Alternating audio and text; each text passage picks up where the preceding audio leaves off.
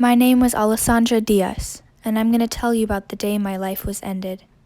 But first, let's rewind to 14 days prior. It was the day after my 14th birthday, and my father had news for me. What my father told me that day sealed my fate forever.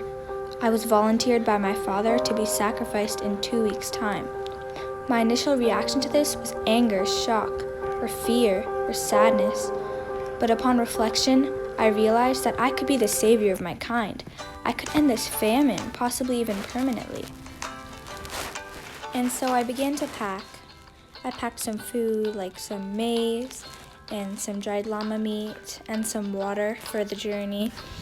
And then finally I packed some clothes because the climate at the summit is much colder compared to in Machu Picchu where I live. Alas, it was time to go. We were to cross through precarious terrain through the mountains. We trekked for 7 days straight, stopping briefly only to eat or to sleep. My legs were greatly sore as I've never had to travel this far in one go. At last, we reached the capital of Cusco, where we met the emperor and we indulged in many feasts until the night, when we made our way slightly to a lower altitude into a stone house. And there I slept soundly, while the men in the mountains were working to make my sacrificial platforms and burial site. I woke up. The sun was just rising. It was sacrifice day. I climbed back up onto the summit with the chief, and I felt much stronger after having completed my journey from Machu Picchu.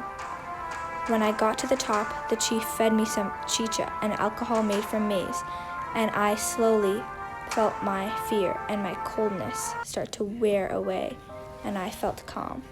The chief led me to a coffin where I laid down, and he placed a giant headdress on my head. He then scattered some statues around me and some pots, and smeared yellow cold paint on my face, and finally he wrapped me in a large fabric. He knocked me out with a giant stick, and then he buried me alive.